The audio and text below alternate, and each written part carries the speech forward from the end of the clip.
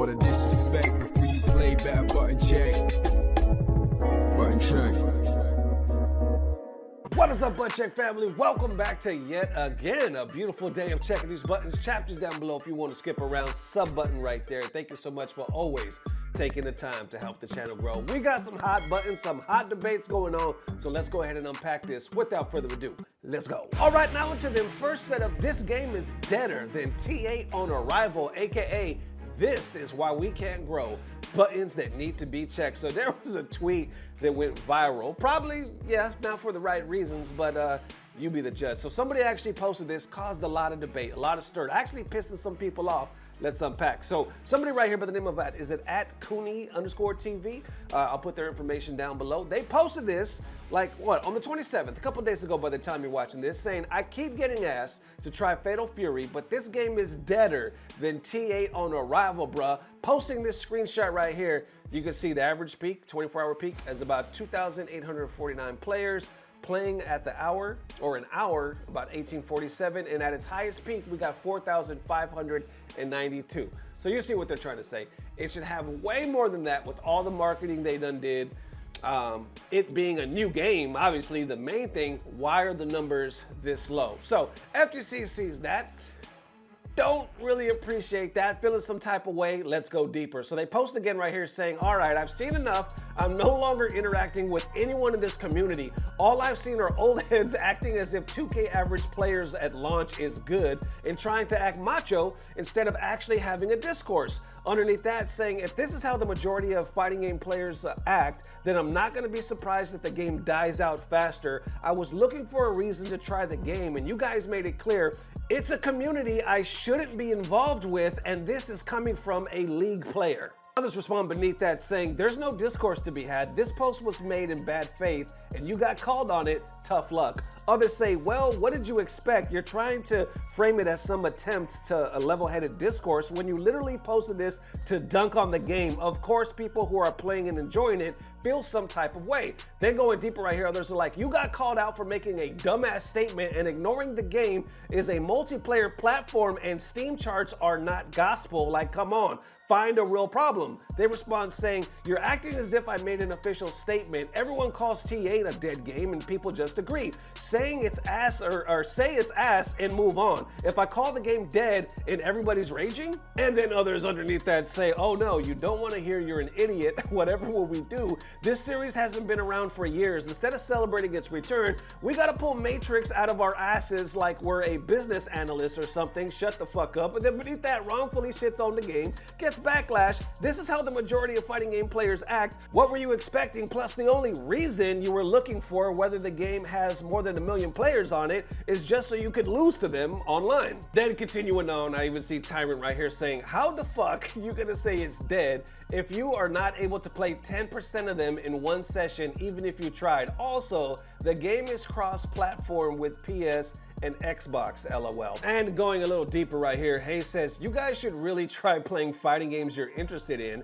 and have fun instead of worrying about numbers and how it's perceived. There's only about 80 people playing Tekken Tag 2, but they're still having a blast. That one right there almost has 2,000 likes. Then continuing on, somebody else says, this is why we don't grow. This one right here was the one that kind of stood out to me the most. It has a little over 2,000 likes, but yeah, they're saying you're talking shit, kind of like the other, the points of views that we've seen so far. It just dropped. Instead of being celebrated, we're pulling out metrics as if we're some kind of damn analyst. And also, it's a cross-platform. So why are we doing this instead of celebrating it or just enjoying the game? This is why we can't grow. Then I even see James Shen adding as well, saying Fatal Fury City of the Wolves is clearly a heart game, laughs at classic body or heart body mind discussion. It's not surprising to me at all that so many old school players are finding so much joy in the game. Like frame data is nice to have, but it matters so much less due to the many mechanics. I know I keep talking about this idea of heart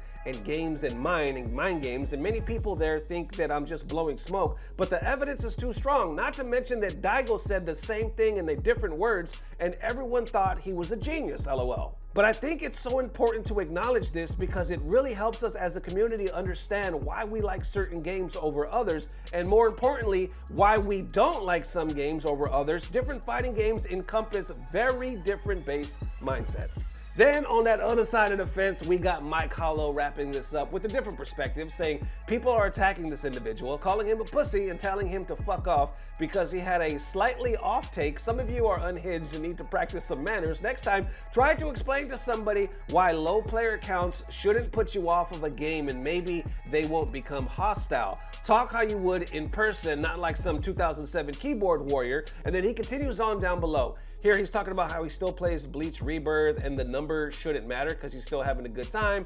And then he says, as long as you're having fun, it doesn't matter. I'm assuming you're not a pro player, so it matters even less. City of the Wolves is a solid product, and even though player numbers may not be where Street Fighters are, there are still more than enough for you to have a good time on it. If you don't have friends local to play with, well worth the purchase. Okay, so there you have it. Let's unpack right here. Mike followed it up saying that yes, he had a slightly off take, but you guys didn't have to call him a pussy, and some of you are unhinged. You could use some matters. It didn't have to go that deep. But other people were looking at it like, well, you purposely were dunking on the game.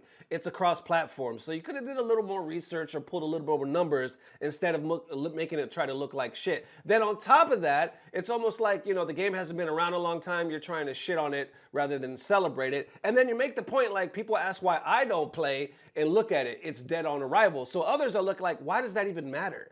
If the game appeals to you, if you think it's fun, well, I mean, hell, don't you got to try it out to see if it's going to be fun? But at least try it out. Like others were saying, I believe Mike said, there's enough players online to play with. At least if you don't have any friends, you're always going to find a match. So in saying that, obviously I could kind of see all sides because yes, the post did look like he was trying to doom or trying to dunk on the game. So I can see people, especially if you feel passionate about, you know, City of the Wolves, you're going to take it some type of way, especially if you're like, yo, this is why we can't grow. That's probably the main statement that stuck out of this one. This is why we don't grow. Why does everybody got to talk some shit? Now, I believe there is a point of not crossing the line. Doesn't have to go too far, but once again, we're talking FGC, and more so, we're talking online FGC. And ain't no heart in these online streets. People's gonna talk that shit. We got keyboard warriors all day, or they're just very passionate. You know, Mike made the point saying, talk to them how you would talk to in person. That's a great thought. If we could all do that, holy shit, but we know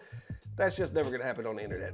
People, unfortunately, are never gonna talk to you the way they're gonna talk to you in person, and you're always gonna get, you know, something like this. But in saying all that, I mean, how do y'all feel? Like I said, some of these statements have been played out because we've seen the screenshot argument so many times. People love to look at that. And a lot of times they'll purposely choose like points of the day when it's lower or a fucking platform where it's lower to purposely make the game look worse than it is. Now, in the end, does it count on the game's success? Not really, but I think a lot of people take offense because they're like, why are you trying to throw shade and make people or trying to put off people before they even get a chance to try it or make a judgment for themselves? They take offense to that. And then the last thing, and I'll wrap it up with this, what James was saying is like it's a heart game, a mind game, right? Something deeper than just numbers. And I think we could all relate to that. I felt like that about a couple of games, you know, in my time. Now with Fatal Fury, it does seem like one of those games that's growing on the FGC. Because I think a lot of people are like, maybe not for me, especially with these guest characters. But I'm seeing a lot of pros coming out saying, yo, this meta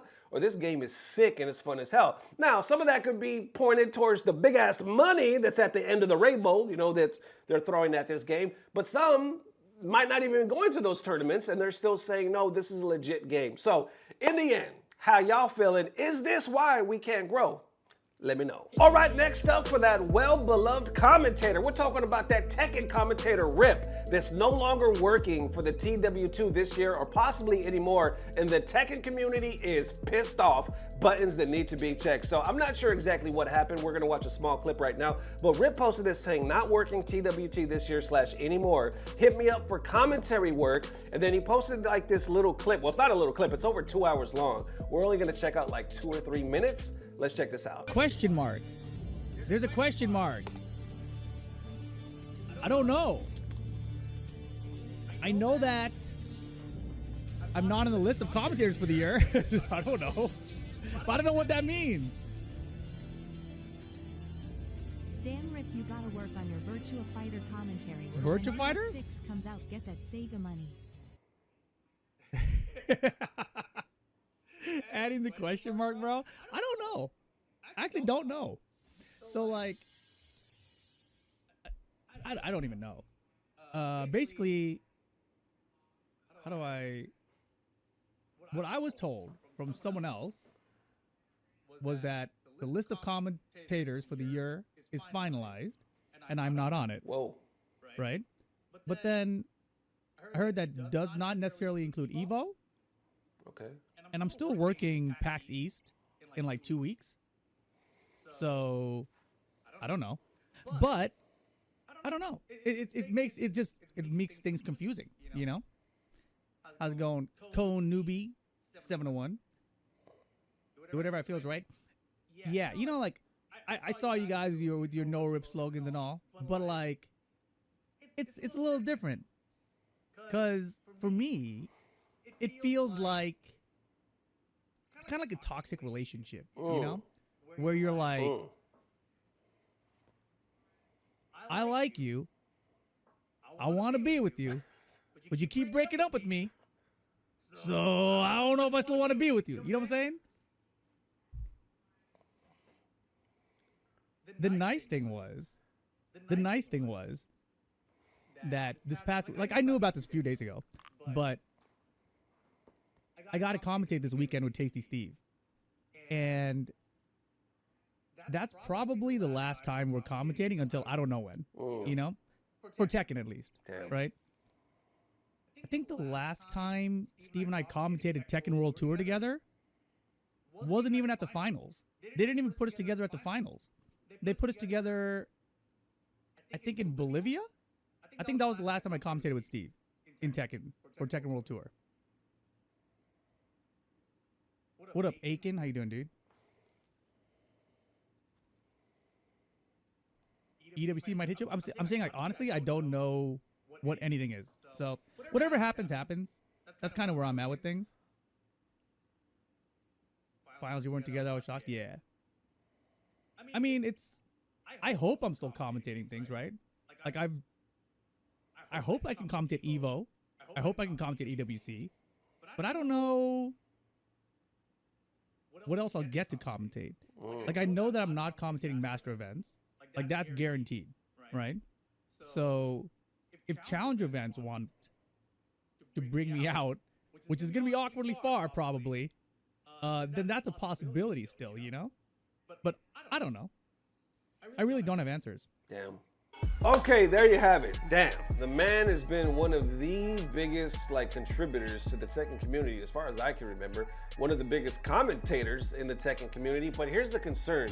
Some people were thinking, now this is just a rumor. I haven't seen anything in stone about this, but they're like, we hope it's not because he's been of his opinions for Tekken 8 Season 2. Because remember, there was a lot of people saying that certain people were getting blocked because they were highly opinionated. Remember, even Arslan Ash was blocked. They were like, yo, was this because Arslan was talking that shit or very opinionated? But then he was unblocked. So they were like, okay, probably not. But other people were blocked, and they were giving constructive criticism, namely because of the dev by the name of Michael Murray. That was a whole thing we talked about in the past. So it wasn't too far-fetched. So I heard people saying in this case with Rip, they were like, we hope this is not the case because he was critical or opinionated about the game. But then you had other people saying, well, yeah, but even that, it was not like he was talking shit. He was using constructive criticism. Going right here deeper with the FGC, others are reacting saying, I fucking hate this company, dude.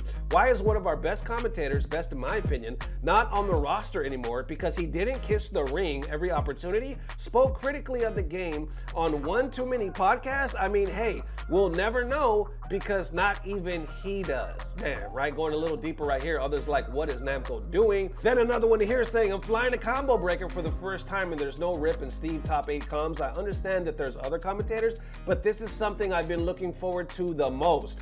What a fucking shame. Now, Rip did say he was going to combo breakers still because he said he's been there since day one. And I think this is Combo Breaker's 10th year anniversary, which should be big. And Rip was saying, I've been there since day one. So if I go this time, it'll be 10 for 10, but he's not commentating. So from what I picked up from that podcast, he was like, yeah, it's a shame I won't be commentating, but I do still plan to show up. Others posting as well saying, not trying to glaze, but they are literally not working one of the best commentators on the planet for their game that desperately needs all the help it can get. I swear T8 is a psyop for someone in Bamco who hates Tekken because no fucking way. Others adding to this as well. Right here saying, this game and its company love to shoot themselves in the foot. They just love or just want us to hate them at this point. And wrapping it up once again with Mike Hollow, I see him weighing in saying, I don't want to make assumptions because I can't see what happens behind closed doors, but I surely can't be the only one is raising their eyebrows at Rip getting shafted from commentating at the TWT for the entire year. They butchered his character and he wasn't quiet about it, and he's not working the tour. 1 + 1 = 2, right? Bullshit decision regardless of the reason. Rip is a legendary commentator and a voice most of us have gotten used to hearing. Tekken Team / Bamco or Bandai Namco can't stop making bad decisions and taking L's. All right, and there you have it. So yeah, at the end of the day, it's all speculation. You can't really say. A lot of people though are saying like, yeah, he didn't kiss the ring. He gave his honest opinion. But let's be real, a lot of, who didn't? We had me. We had, who was it? Ray Chu, Arslan, like the top of the top were coming out and they were saying some shit. They were like, the game is over, it's trash, I want to play something else, or I'm retiring, go outside, touch some grass. They were saying some a little, but some a lot. I mean, it was the biggest. I mean, if you would have banned and blocked everybody, fuck, nobody would be playing Tekken anymore. And they didn't get blocked. Now, one thing from that you could take away, well, maybe they felt they couldn't. They were kind of picking and choosing who they can kind of erase from the what do you call it, commentator list. I don't know, you can't really do that for the player list. You can't erase a player for talking shit about the game, because we've seen players do that forever, right? I remember Punk coming out multiple times just shitting on the game. He even did that when he won a tournament. That shit was hilarious, right? But you can't really do that. A fucking company, Capcom's not gonna come out, oh, you're banned, you're off the list because you were talking shit about our game. They can't. But commentators, content creators, technically, I'm not gonna say they've done it, but technically if they wanted to, they could make some calls, because there's nothing they can to stop them, is what I'm trying to say. So I don't know, like I said, that's just speculation at this point. That's what a lot of people are kind of pointing to, because the reason is they're like, it doesn't make any sense. How is this somebody like, you know, Spag, somebody like Rip that's been this dominant, that this bit much of a key figure in our community, all of a sudden, even he doesn't know, and he's like, what the hell? All he can hope right now is that he still gets to work these little other events. I mean, Evo's not little by any means, but he can get as much as he can. Right now, just kind of confusing, waiting for some answers. How y'all feeling? Let me know. And there it is, ladies and gents. Definitely let me know how you are feeling. Thank you guys for the amazing love. We will see you soon. Matter of fact, I will do my best to see you tomorrow. Hope you guys are having a good week. And as always, I don't know what it is, but I know it's about to get better. Love y'all forever. Peace. Blah, blah, blah. Subscribe.